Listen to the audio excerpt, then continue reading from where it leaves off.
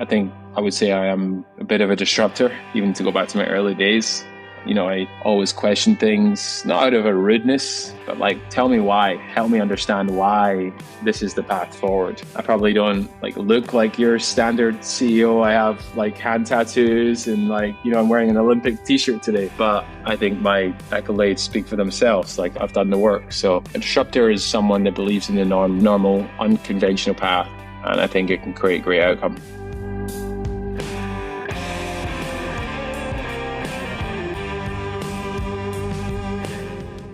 Welcome to Long Run Labs, a weekly podcast from the team behind For the Long Run, telling the stories of those running the outdoor industry where endurance and entrepreneurship meet.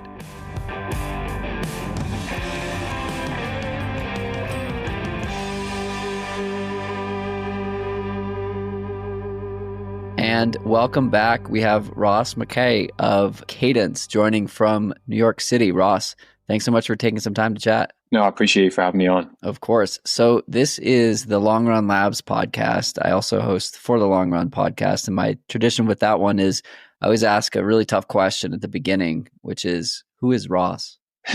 I am a founder of Cadence. I'll start with the least important. Most important, I'm a father to a young 14-month-old daughter, and I'm a husband to a wife called Anna.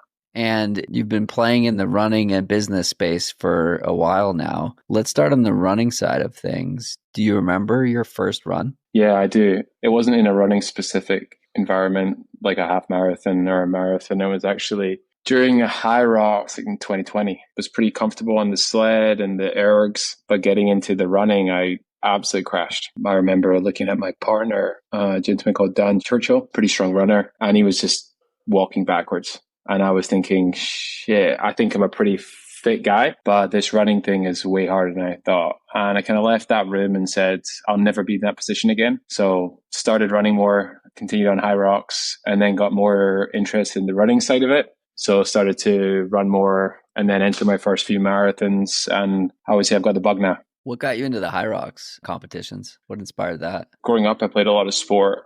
I played tennis for my country. So always come from a competitive edge, always interested in a me versus me and also a me versus you. And I lost that.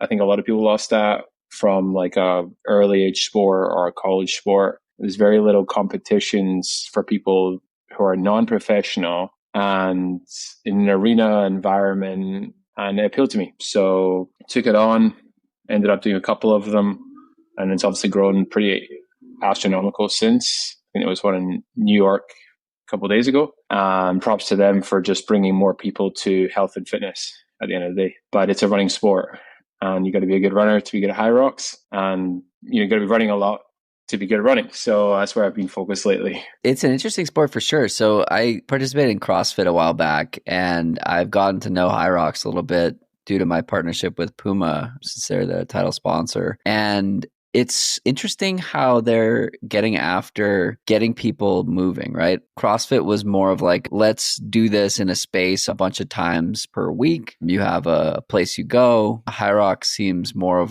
the competition seems more inviting. There are more places to compete. It's not the CrossFit Games that is reserved for the cream of the crop, whereas there are elite competitions within HYROX at every event, but it looks to be more open to all. Has that been your vibe there? Yeah, I think so for sure. There's people of all backgrounds, ages competing. They've actually created, I think, sort of tiers under X, over X, and I think 200,000-300,000 people will compete in a HYROX this year. It doesn't interest me as much anymore, but again, I think generally anything that invites people into moving more than less is something I'll stand behind. Totally. Okay, so you get into running in 2020, like many other people. You got into marathoning fairly quickly. What was it about that event that really got you going, right? You could have signed up for a 5K, you could have signed up for a half marathon, but you said that you got into marathons and haven't really looked back. I think it's probably the time that we live in, which is a little bit about maximalism. Maybe it was my ego that thought the word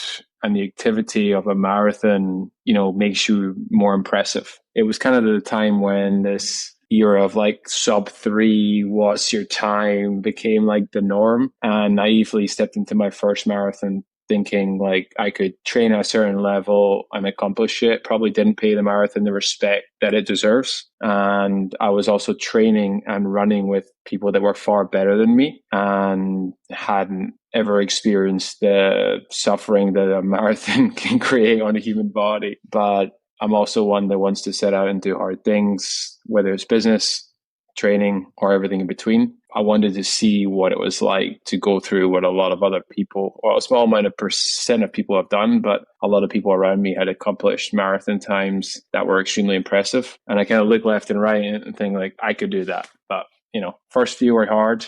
Last one I really enjoyed. And I got a few more this year. It's fascinating because I had pretty similar experience. I got into marathons in 2014. I was training around people who were much better athletes than me. And my first marathon was a 3:35. And I was like, wow, that sucked. Like that was so slow. And a friend had to remind me like, hey, you're in this like group of freaks. And then I really spent the next like 5 years obsessed with breaking 3 as well for the same reason, right? Like I thought that was just what you do. It's how you become a good runner. And in that process, I ran a 4:01 before running a 2:59. Like truly not respecting the distance or the marathon. So ultimately, you must have decided that you need to respect the distance, right? What did that process look like? I think it was about realigning on the importance for me of how important running is. Because I want to just preface this by saying I'm not a runner. I am an entrepreneur, father, and a husband. I didn't mention that I'm a runner. I just like to run in my spare time, and I don't have a tremendous amount of spare time. I enjoy it. And I think that was the main focus for me. Was I came off the first 3-4 marathons hating it. And the first time I enjoyed was this recent marathon in London. I smiled the whole way. I didn't care what I got. I didn't have a 16-week prep. I'd been running pretty high volume for the last 6 months anyway. And I broke a PB by 30 minutes. And I came off smiling, got into Chicago. I'm doing New York this year. And everything sort of funnels up to the why I run. And that is because I enjoy moving my body and I love building a brand in the space of endurance sport. And I love being where my customer is. But I don't run because I want to be the best runner. It's not my goal. And a lot of people who may listen to this may be very dedicated to running. I'm dedicated to running, but for different reasons. I have always played sport. I played tennis 8 hours a day when I was 6, 7, 8, 10, 15 years old. I've always been interested in sport, but it's always looked at now from a place of enjoyment. You said something there that, again, really resonated. It was you want to be with your customers, right? That to be able to speak the same language, maybe you're not going as fast as the front of the pack, but that's okay, right? It's the process. I've been at a brand, or I was at a brand for 10 years, and a lot of our customers were Olympians, and I can't run as fast as them. I can't train like, the volume that they train or the intensity that they train, but we can dedicate a process and be in the arena, as I say, with them so that you can make that connection. You don't do it to make a fake connection. You do it because that's building something alongside somebody with sweat equity, right? I love that. Sounds like you do too. Yeah, we've got athletes on the team that are some of the best in the world, whether ultra, shorter distance, marathon distance. And, I've trained with them a number of times. Laughable. Easy runs for them are like low 6s. Easy distances are 30 plus miles. But, what's interesting is they're all very interested in brand building and business. And we'll talk about that for 2 hours on our feet. Whereas I'm interested in how did you become a professional runner? So this world of really talented sports individuals and I suppose talented business founders, the correlation is really interesting. And you find that both of them want to spend time around each other because there's so much pattern recognition in what it takes to be kind of the 1%, even in completely different fields. So I agree. I spend a lot of time running with people that are paid to run, and it's truly inspiring to me. And I hope that I inspire them in the world outside of running. I love what you said there about the pattern recognition, right? So I've been in sales my whole career, and the way that you achieve sales growth is brick by brick by brick. You do the things you need to do on a daily basis so that on a yearly, quarterly, monthly, weekly, daily basis, you're checking boxes that you're not going to land the whale on day one, if you do, you're lucky. But doing the things, doing, the boring fundamentals gets you there. It's exactly the same in running, right? You can't run the marathon the day you decide you're going to be a marathoner.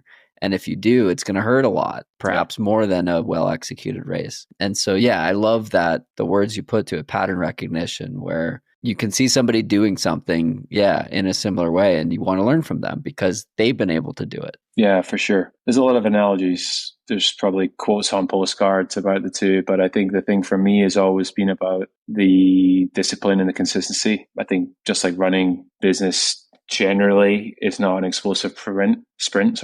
It's showing up, slicing up day after day, when it's raining, when it's cold, when it's hot. In both running and entrepreneurship, like the quote that we have, daily discipline and long-term commitment matter far more than these short bursts of energy. You can run 30, 40% of your weekly mileage in 1-2 days, but that doesn't matter if you're not going out the next day, hitting a 6 easy run, an 60 minutes, because that impacts the other days. And it's the same. There's days where I work 12 hours. Those days where I work 4 or 5 hours, very specifically. Same as training. There might be a short, intense track day. It's 45 minutes of super hard work. I think there's a lot of correlation there, but the pattern recognition of compounding over a long period of time is so true.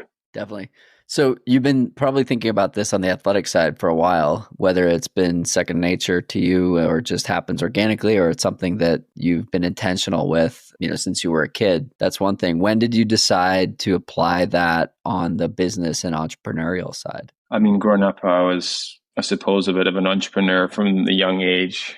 I was the kind of kid that took his packed lunch to school and sold it when he had a good sandwich. For context, I grew up in Scotland. So, interesting environment, had a great home, great family support. My father was also interested in business, so pushed me on many of my silly ideas. And my mom was a nurse, so a little bit more black and white, go to school, get your education, get married, have kids. So there was a bit of push and pull in what I was always interested in. I had a couple ideas that weren't necessarily the right product market fit growing up. And then I had an earlier business in 2020 that scaled pretty aggressively over 5 years, 4 or 5 years. And we had some success there. And I was fortunate enough to exit on that company and gain some, a network, some capital, and I think some learnings from building in this space that we're bringing here. This podcast is intended to be for those who are interested in building, those who are building. I love the discussion of you've done a thing, now you're doing a thing again. What was the most surprising part of exiting and the next day maybe? What surprised you about that period of your life? I actually exited my company when my wife was in labor. So it's all a bit of a blur. I had a daughter on the 20th of June last year. I launched my company on the 4th of July, new one. So I had really minimal sort of time off. There was no paternity, but that's a bit about me.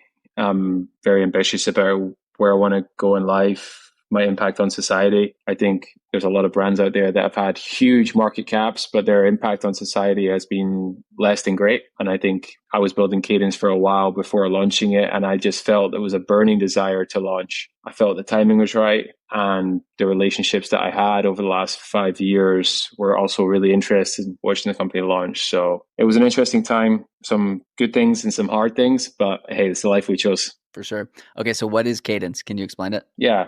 Cadence is a performance supplement brand, really focused on the goal-oriented athlete, specifically in endurance sport.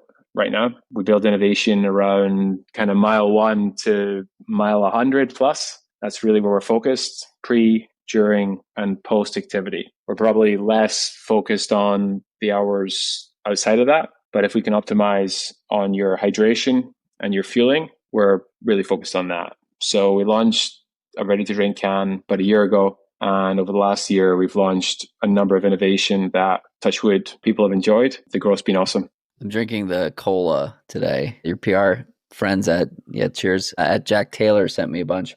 And it tastes like if you put salt in Coke, right? It's better than any other ready to drink or drink mix that aspires to taste like a cola. Yeah. It's so good. As we were saying prior to jumping on the recording, I have a sauna at my house and I have people that come over to sauna, and it's fun to be able to give them something that tastes this delicious after, sweating for 20 or 30 minutes and just like seeing how much they enjoy it. It's an interesting product because when you combine sport and science in what is essentially a lifestyle product, a drink, we've all probably grabbed a cola or a Sprite or Fanta or one of these modern sodas, and you're optimizing primarily for taste. Like it's like a craveable activity. It's hard to continue to lean into taste, but also add function. And there's been drinks in the modern soda space that have led with function and taste. But at Cadence, we always lead with function. Like that's always our goal. Like we'll never sacrifice on function. Formulations backed in science. We have a lead formulator who's got a sports science degree and builds all of our formulations. And that's something that we'll never step away from. But at the core, when you drink that product, it has to taste great. So we build products that feel familiar, nostalgic, elevated, hopefully, but also performance. And I think in sports hydration, it's a load of crap, a bunch of sugar, a bunch of artificial ingredients, and primarily very low sodium, very, very low sodium. So in that 20, 30 minute sauna, you probably lost about 800 to 1,000 milligrams of sodium, sweat loss. It's about an hour's run. There's no product on the market today other than Cadence and maybe one other that will provide you that in a singular ready to drink. So you need 10 Gatorades. The other one tastes too salty. Yeah. Great company, amazing founders have built the space for us to enter without spending all this money on education. Hey, drink more salt. Like they told us to drink more salt. Yesterday we dropped 2 new flavors and almost sold out because people are craving this. So it's really interesting. Yeah, I'm looking forward to checking out the cream soda flavor. I'm a salty sweater. I have my sweat test done from scratch. I'm like 1,400, whatever the unit is. The average is like 800. So I definitely need my salt. So it's been helpful. Okay, you decide to do the thing, create Cadence. What happens next? So from a very ideation, I would come up with the concept, what I wanted to achieve, contact manufacturers, because product's the most important thing. We had to find someone that could make it. It's not that easy to make because it's very high sodium in a can. Generally, salt erodes. So working with a manufacturer who could support that from an innovation perspective. And that took about a year. It took about a year to get right. And then in parallel to that, building the brand. So the identity, the creative, the content, the whole go-to-market strategy. And we've been going for a year in a month. And over the last year, we have launched online. We've launched into wholesale. What I'm most proud of is we've really been spending time with other great brands in the running space, cycling space, and activating with their communities. So that's been really helpful in building the brand. Yeah, it seemed like people have been a huge piece of the go-to-market strategy. That seems pretty intentional. Yeah, I think you have to build something that's bigger than product. We're inundated with products every day. This gel, this bar, this drink. And realistically, they're probably all the same. Like, honestly, if you pick up let's take a gel, it's price, carb ratio, probably all the same. You're going to get 25, you're going to get 40, depending on your goals. Then you're going to get taste and GI. You're going to find one that works for you. But the majority of gels are the same, other than texture. But like macronutrients, micronutrients, carb ratios, pretty similar. So what is the only real moat in CPG? It's brand, it's community. It's the only thing AI can't remove. They can't create community and loyalty. So we spend a lot of time there. We activate, we got the truck in the Bandit Run. We're at the On Store. We're doing pop-ups. We're doing races in Sydney at 12 o'clock at night. 1,000 people turning up with tattoos of our logo. It's like a bit of a movement because like we're really in it. Like, it's not a corporate guy in a building, not there. We're running the run with our athletes, we're crewing our team, we're out at the games, whatever it may be. And I think that's the way we've had such great success because we're able to partner with brands that our customer already fall in love with. Whether it be the guys at Bandit, whether it be the On New York store, whether it be Run Limited in London, we're able to cultivate that community and do something a little bit different. That's a great point. The first time I ever tried a can of Cadence was in the Bandit pop-up at Boston. Somebody handed me one. I was like, damn, I've been wanting to try this. Great partnership there. Very organic. Tim and Nick are awesome artists and amazing creative genius. I've known the guys for years, told them about Cadence 2 years before it launched, sold them early renders, and then they were part of the sampling process. I would send them product. What do you think? And we turn up to their long runs. We turn up to their track nights. I personally turn up with the Yetis, here's the cans, and activate like that. And then when they pop up in London or Chicago or Boston or wherever it may be, we are always happy to support with some hydration. Yeah. So what you're referring to is effectively a collaboration, right? So you take two brands who have a mutual overlap in customers and two products that are separate from each other, but can be used by the same person for totally different things. So I had a conversation with Ryan, the CEO of Lagoon, and I asked him, I was like, have you considered doing partnerships with Aura or Whoop or whatever as like the positioning needs to be workshop, but functionally like you get a pillow that's intended to make you sleep better. You have an ability to measure sleep quality, and then you have built-in distribution of a massive and global brand like an Aura, like a Whoop, et cetera, who's now marketing for you and aligning their solution with your solution. And the two play well together and everybody wins, especially the consumer, right? Because in theory, they are improving and they're able to measure the improvement. So what you've done with Bandit is really smart in that there's already a trust factor from their fans. They have a crazy, ravenous customer base that like makes it impossible to buy their product because it's so popular. And anytime they release something, it's sold out immediately. So taking a super engaged fan base like that and having that trust and that referral that, hey, you're going to like this too, give it a try. Yeah, it's that 1 + 1 = 3 model that I'm not a math guy, but I love that equation. Yeah, no, you've nailed it there. It's also about, limiting the amount of people you work with to create yourself, to be desirable. You won't find Bandit working with everyone. You don't have 20 brands, which makes me want to work with them. And I think for us, we're the same. We always limit the amount of brands. We have a very specific brand list that we are happy to work with on a deeper level. And we're not whoring ourselves out to everyone. We are very specific, very tailored. Certain products won't be here. Certain products will. Some products you get before other people. And that creates trust, but also pay back to the brands that believed in you early. A Bandit, you'll get the melonberry flavor 4 weeks before it even launches online. Like that's a thank you to your community. And we just continue to lean into that. And I think it's interesting because you don't see a lot of other performance supplement brands doing that. It is a real like partnership rather than just here's 100 gels, put them in a tub and give them out.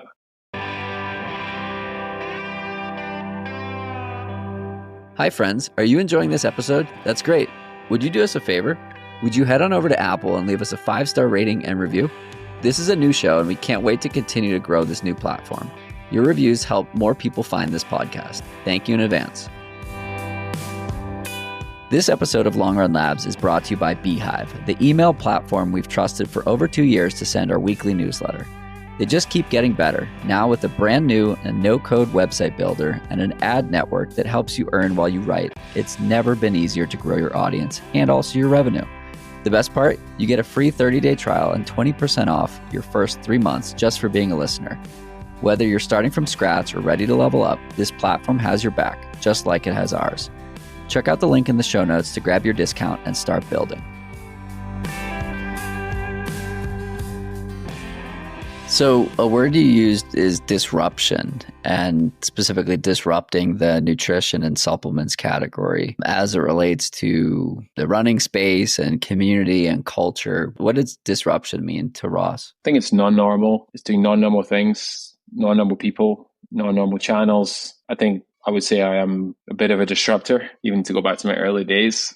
I always question things, not out of a rudeness, but like, tell me why, help me understand why this is the path forward. I probably don't look like your standard CEO. I have hand tattoos and I'm wearing an Olympic t-shirt today, but I think my accolades speak for themselves. I've done the work. So a disruptor is someone that believes in the normal, unconventional path. And I think it can create a great outcome. And what does success look like when it comes to disruption? How do you define that? I think generationally defining brands, creating a brand that is bigger than yourself and is generationally defining. I think there's few of them in this brand that achieve mass scale, but there's very few brands that define a generation. I think Red Bull is probably one of them. They have a Formula One team. We don't talk about their can. They don't make any money without their can. So I think that's something that inspires me and is very disruptive. Yeah, they're a fascinating case study, right? They're a performance and a media brand that happens to sell an energy product. They started as a health product, in hospitals. Look at the impact they've had on society is, from a health perspective, not been great. I'm sure they've created a lot of jobs, an amazing job at creating impact on the marketing side. But from a health perspective, we aspire to do a lot more. So, yeah. So how do you build a sustainable brand? How do you build the brand in a sustainable way? You're a husband, you're a parent, you're a family man. And you're a CEO. How do you do those things simultaneously? I think you've already told me a little bit. It's because that's the only things I have to focus on. I really have no other distractions. Family, work, training, in those orders. I think what I'm fortunate enough to have is a wife that is extremely supportive and excited about what I'm building. She was on my side when my first company was an idea, didn't really even have a name, and I was ideating on it. So she watched me take that from 0 to 100. So have kind of shown her what it takes to build a brand that can achieve scale and have positive outcome. So going into this new venture, I've got to do this again, and you've seen what it takes. And she kind of plays my Scottie Pippen role where she helps me a lot. But I think it's creating a network around you that can offload some of the responsibilities. So I have a great team across different functions, and I really focus on certain aspects of the business. And then again, like I said, I'm hyper focused on only 3 things. I don't have distractions, don't have a huge social life. So those hours I get back to work or spend with my family. I've asked this question to a couple of CEOs and it's fascinating. The answers are quite similar. It's like, if we're going to hang out, it has to be while we're moving or talking shop, like in a meeting kind of a thing. I've spoken to CEOs where religion replaces the training piece. And so the friends exist in the temple or church or whatever it is, versus like, okay, you're a marathoner and you socialize by going on group runs and spending time with people one-on-one on the roads and trails. And if you need to carve out time to build something and focus on family, like the intentionality around something like that is something I've not heard expressed like that until I started asking these questions, like, how do you do it? So it's fascinating to hear it. Honestly, I'm extremely focused and dedicated with my time, not in an egotistical manner at all, but I'm just so protective of my time. I don't really take very many meetings outside of my work and my team, because that's where the most value is going to be created when I'm actually doing the work. I'm not one of those, like, I'll go if an opportunity might be created, social kind of butterfly, like in the weeds, in the P&L, in the sales meetings, in the operations meetings, in the innovation meetings, and in anything external. It's like, I'm running these times. If you want to come, great. And the weekend is completely dedicated to my family. To get me on a call on the weekend is going to be really important. And I know there's a period of time where you got to work 7 days a week and so on. And I believe in that. Honestly, I'm up at 4 a.m., running at 4:30. I'm at the desk early. I work late. But I think I do believe that a life for me outside of work contributes to my work. But I'm very, very specific around where I spend my time. Yeah, I love that. Talk to me about saying no. I'm building this community of entrepreneurs, and one of the topics is going to be how to say no. How does Ross say no? How did you build that muscle? It's a really good question. I think I tweeted on it a few months ago, and it was something that I think is a superpower for entrepreneurs or just people in general, is learning how to say no. I think everything should be measured into like resource allocation, time allocation, capital allocation. And if it doesn't contribute towards the goal you're going towards, then I just say no. I'm very clear. I'm very firm. I'm respectful. And I think you've got to appreciate your time the most. So I learned how to say no by just saying no, being polite, being professional, but being intense. It's helped me a lot.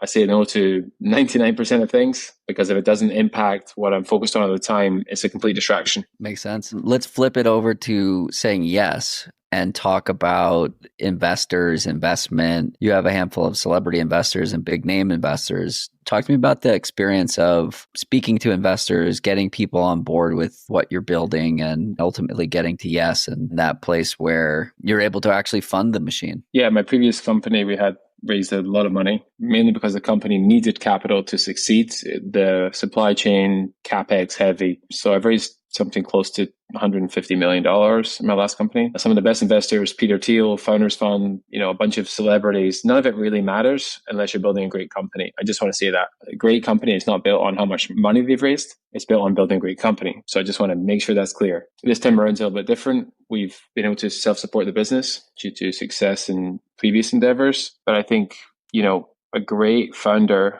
should be focused on 3 things. The strategy, like what's in your head. That is strategy to me. Like, I want to build this. This is where I want to build it. This is where I envision the company to go. I think hiring is really a superpower. bringing the right people in around you, whether it's internal, whether it's external, partners connecting with you, meeting a retailer, hiring your first person. And the third thing, if the company needs it, is fundraising, because people make bets on people, especially in the early days. So you should be able to sell your product. You should be able to communicate everything you have in your head. You should be talented enough to tell people about it. You're always your own salesperson. So I think people ask me a lot, like, where do I get money? You should be talking about your product. Everyone will listen. Like, this is what I'm building, or this is what I've just done. And it's not, here's something that's coming soon.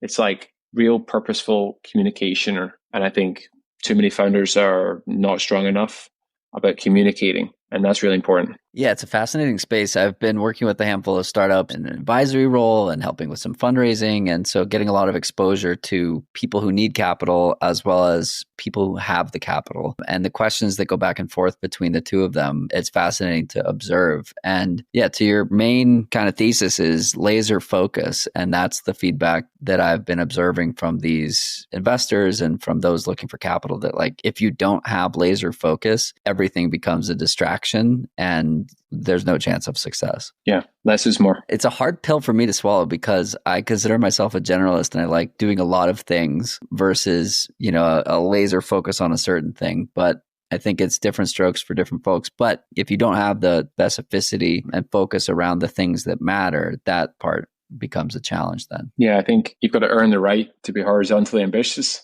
I did one thing for 5 years and that's all I did. And now launching my second thing, I'm also investing. I'm also speaking to other founders a bit more and deploying capital into other great people. So I think I said to myself, let me earn that right. How do you make decisions when it comes to venture investing? Primarily people. I met some great founders that I think have the personality and pattern recognition that I think are going to at least give it their best shot. In an early stage company, there's very little data. You don't really know how it's going to turn. Month to month can vary a lot. But at the end of the day, making a bet on people. So that's really where I've been focused on. And then on some other stuff, I'm very bullish on the category. I believe in a recent investment I made. There's a better for you protein bar, very minimal ingredients, kind of disrupting what is a very saturated space and doing it very, very well. It's very tasty. And it's like 7 ingredients that you can find in your cupboard. I believe in that space. I believe in that more than, a maximum protein, minimum calorie bar, because I think health is what we're all optimizing for. So primarily people. Is it a biblical bar name? Yeah. It's a great, great founder, young guy, Jake. Oh yeah, Jacob Bar, right? Jacob Bar, yeah. Yeah, cool. Great bar. I've made about 15 investments in the last couple of years, probably too many. I'm only really spending time on what I can control my outcome to be, and that's Cadence. It's fun to bet on people and give your vote of confidence on a person executing. I've made a couple of angel investments as well, and my decision-making process was pretty similar. One of them was like, I'd follow you into a burning room if you asked me to, because I trust you so much, kind of a thing. And like, that's what it has to be. Like, you just have to have that trust that the person is going to simply figure it out. Like, you don't know the answers. They might not know the answers, but they're going to bulldoze their way to getting there. Yeah. There's people that are going to enter running that you'll know, and you'll say, you don't have it. You just know. You're just going to buckle in mile 20.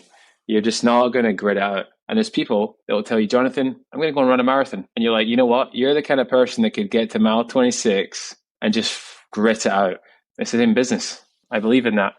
There's people that are the perfect shoe, the perfect strategy, the perfect electrolytes. Everything's perfect, and they'll still not grit out. And there's people that run in dog trainers, a handheld, and just finish the job. No complaining. No Strava post. Talk to me more about failing fast. And people are obsessed with waiting until things are perfect versus like getting market exposure and getting somebody to tell you and hearing enough, not just one person giving feedback, but again, to use a phrase you're saying, pattern recognition.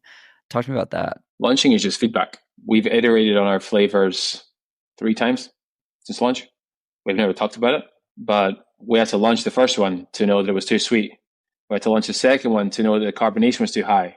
And then now, a product that will launch in June will be a reformulated version because we've sold millions of cans now. So it's never too early to launch. There is moments where it's too early, of course. You got to go through the basics, but just launch. Just get the feedback because it's never going to be perfect. And you got to be quick on your feet. You got to be malleable and not designed only for you, because if you're designing for you, you're designing in a bubble, and you got to get the product out there. Yeah, I love that. I think that it's also a signal of confidence, right? Like, do you have the confidence to be able to fail and learn? And it's not failure if you learn from it, right? Like, I think about going back to the 4 marathons I tried to BQ and break 3 in. Like, I failed because I didn't learn from them. And I ended up getting into trail running, and it changed my perspective entirely. And I stopped being so obsessed with the times. And then I finally ran the 259 that I've been trying to run the whole time. I tried to break 255 and I didn't succeed at that, but I learned from that experience. And it's like that, you have to put yourself out there. And if you don't succeed, you must use it as a learning experience versus I'll just try again next time. Totally.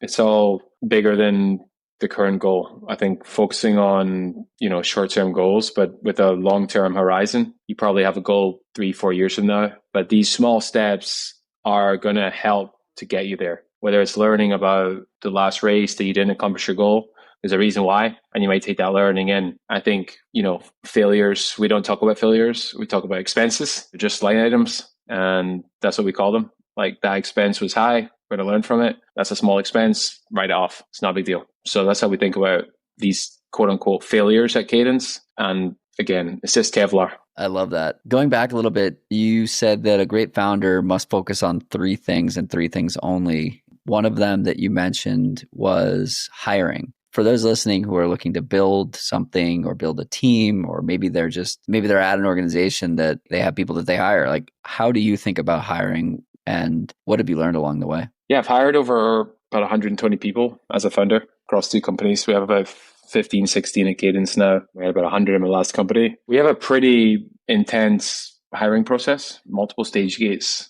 One of the things I'll say is it comes from a culture, and culture starts with the founder. And you can never let an HR department, some values book, some consultant tell you how to hire or how to build your brand in terms of culture. You know the type of people you want to spend your time around. And if you can combine that with excellence, you can figure it out. And I spent a lot of time in my first company paying experts to teach me how to hire and reading this book. And here's the process. And now it is, I am going to spend 60 plus hours in the trenches. And I'll preface this by saying to a certain point, like sub 100 million, maybe sub 50 million. It is generalists who are hungry as shit that want to do as much as possible and can flex up and can flex down. Until you reach 50 million, you don't need these big ticket, big corporate, super experienced individuals. I'll take people with 1 to 3 years who have seen a little bit of greatness, but not great. And I want to spend time with them and we'll figure it out. Now, at 50 plus, I'm probably looking for a different type of individual. And I think it's important to understand that people and companies do not grow at the same pace. We will grow from 1 to 10 to 100. I do not grow 1,000% a year. Companies can. So who you have today does not mean that they will be right for you in a year. And I think it's important that founders realize that. It's hard, but it is often the case. So I was at Insight Tracker for 10 and a half years. I was the 8th employee.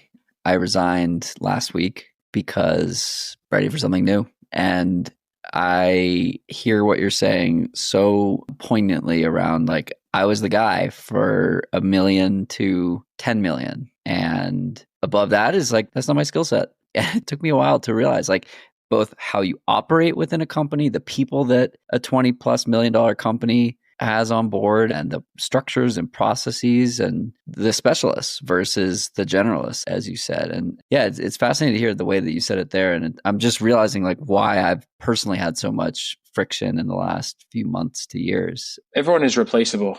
I think that's the truth. I think what's right for the company is always the right decision.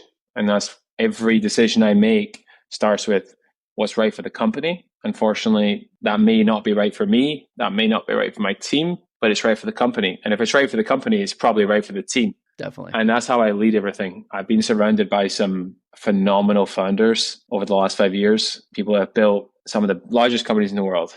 And there's a few books that I've read. One is called Amp It Up by Frank Slipman.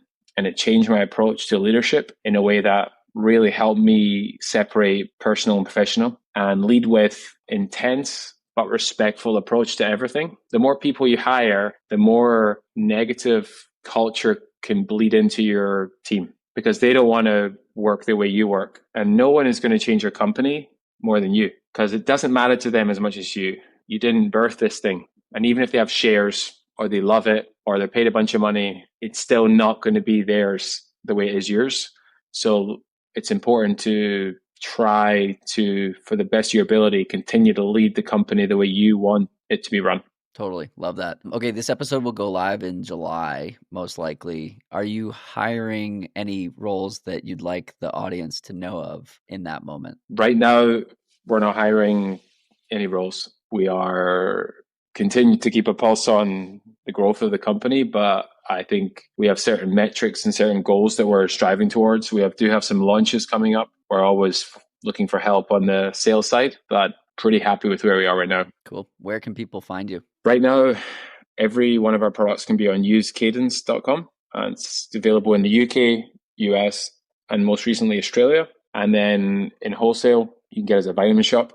And depending on when this comes out, TBD, probably one other large national retailer with one new innovation on the can. And then honestly, a bunch of stores launching soon. Yeah, Amazon in July and more. Cool. Is there anything else you want to share with the audience before we wrap here? Honestly, no, I appreciate everyone for tuning in. Hopefully it's been real.